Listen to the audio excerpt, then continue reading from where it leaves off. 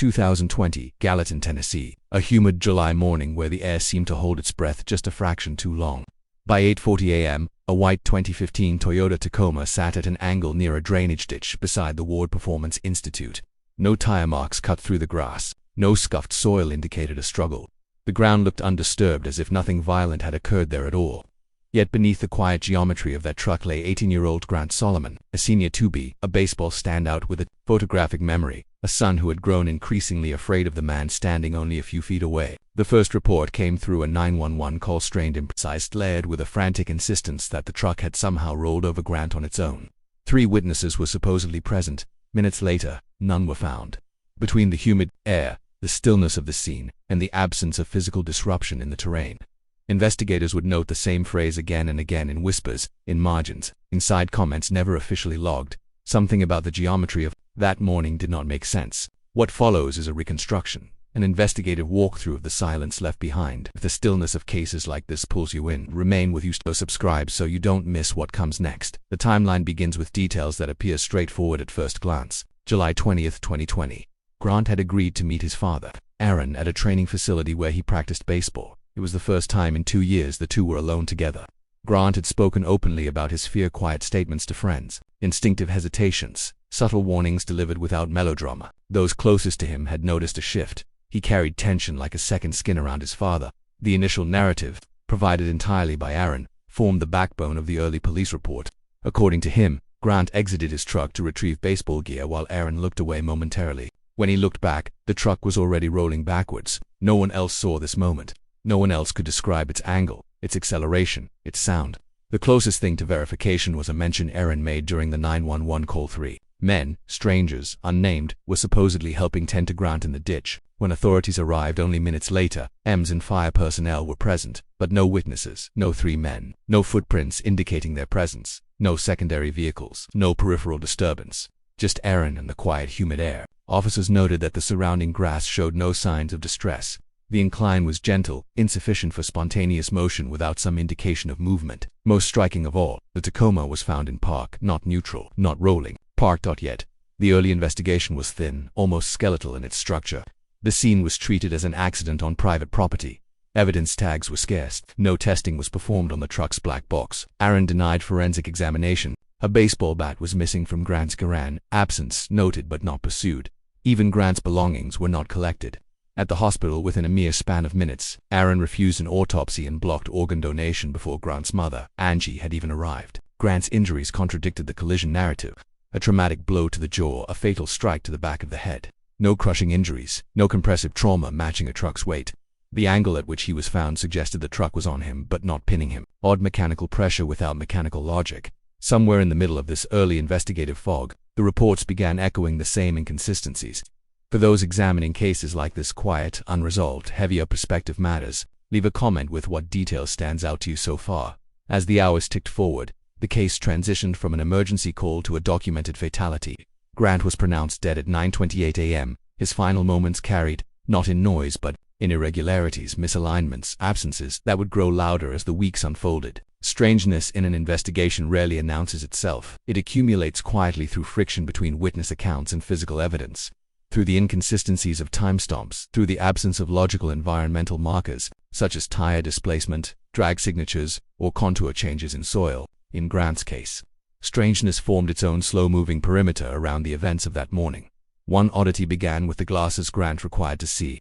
They were found neatly by the sidewalk, undamaged, untouched, as if removed intentionally, rather than knocked loose by a violent dragging motion. If Grant had been pulled across pavement and down a slope beneath a moving truck, the glasses should have shown signs of impact, abrasion, or at the very least displacement into the grass or ditch. Theirs was the first static point in a morning full of broken sequences. The second anomaly, the truck's weight distribution. Photographs taken on scene show a partial resting position, elevated slightly by the terrain, but not exerting downward force capable of crushing or immobilizing Grant. How a truck could drag a person without leaving scuffs on the shoes.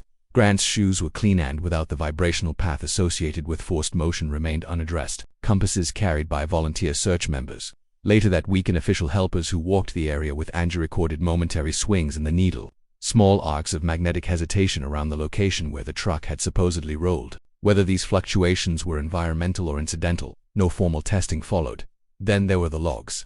Dispatch records timestamped the 8:40 a.m. 911 call, yet internal notes indicated that EMS had been aware of an incident with a vehicle several minutes earlier, without clarification. The minutes were small, but the gaps were real small distortions in a sequence that should have aligned cleanly. Grant's missing baseball bat lingered as a question without an answer, not stolen, not misplaced in the vehicle, simply gone. The truck's performance log, its black box, remained unread, sealed by refusal. Without it, the Tacoma's movements could not be reconstructed. In these kinds of cases, viewers of the documentary footage often detect patterns investigators overlook. If you're noticing one here, pause within your own silence, then like the video to help this series reach those who follow cases suspended in unresolved static, before the strangeness, before the timeline fractures, before the missing witnesses, and the quiet ditch beneath a Tennessee sky. There was Grant, born June 19, 2002.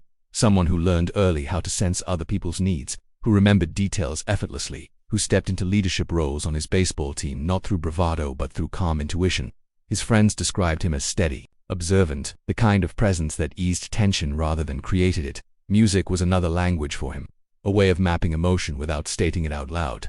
Teachers remembered him as bright, respectful, unusually focused for his age. Teammates recalled how he'd stay late after practice to help younger players refine their mechanics.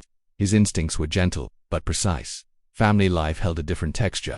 In 2013, when his parents divorced, Grant formed a quiet shield around his mother, Angie, and his younger sister, Gracie. He read situations quickly, he understood the fragility of certain moments, and he understood fear, especially as accusations of abuse against Aaron surfaced as Grant neared his 18th birthday.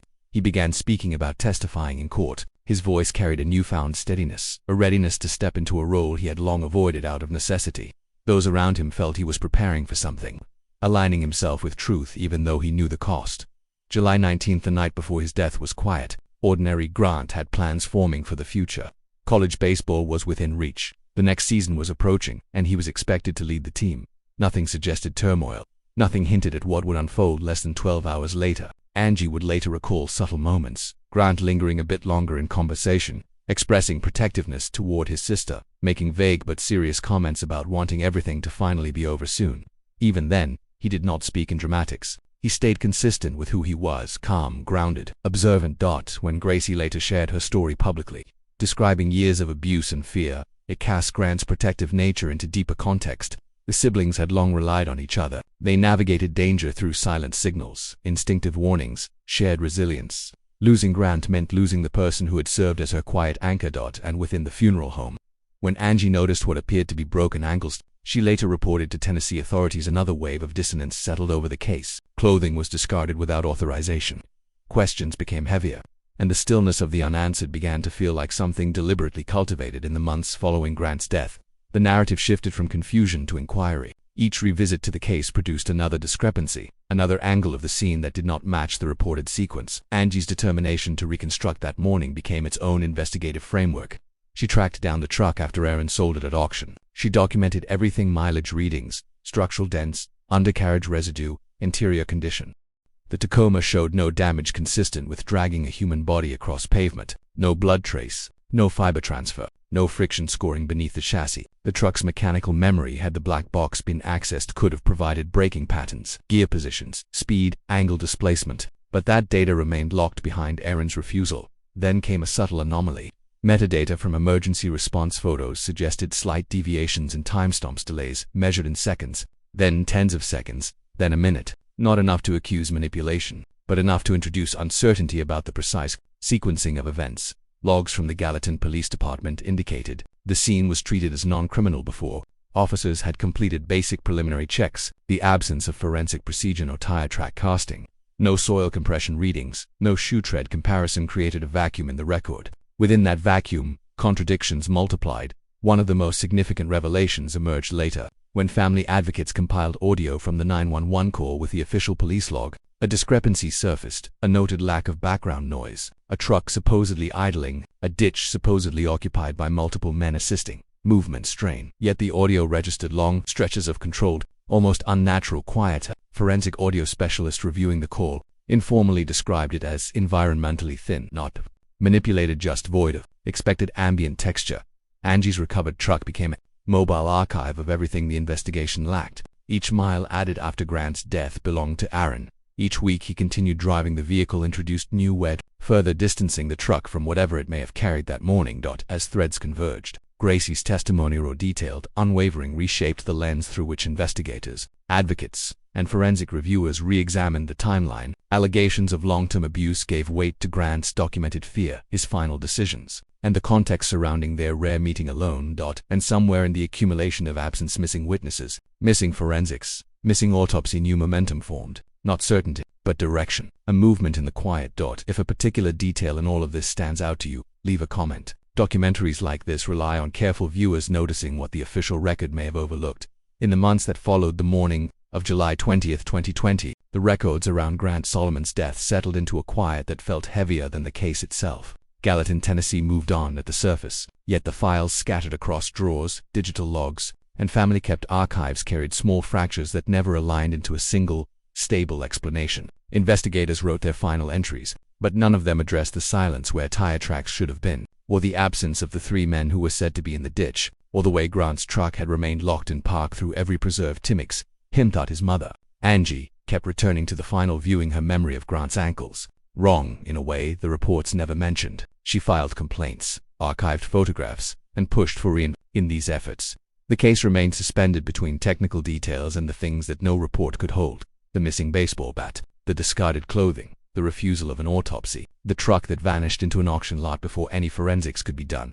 Some viewers of stories like this remain distant. Others choose to follow every update, knowing unresolved cases rarely stay still. If you want to remain close to the path this story continues to follow, subscribing quietly ensures you won't lose sight of where it moves next. In 2021, Gracie's voice carved out a second trailer testimony recorded on a single camera, its audio trembling not from theatrics but from years spent waiting to speak. She named what she had lived through and pointed to the morning her brother died as something that demanded far more scrutiny than it ever received. Her words did not close the case, but they altered its shape, leaving investigators and viewers with 2 parallel versions of that morning, the one written in the official record, and the one shaped by the physical evidence that resisted it. Even now, the timeline ends without an answer, only a final detail that investigators noted but never explained. When the truck was recovered months later, its internal logs held an erased segment in the minutes.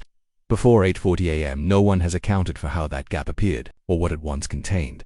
The last line remains the same, a case where the silence is louder than the evidence it replaced.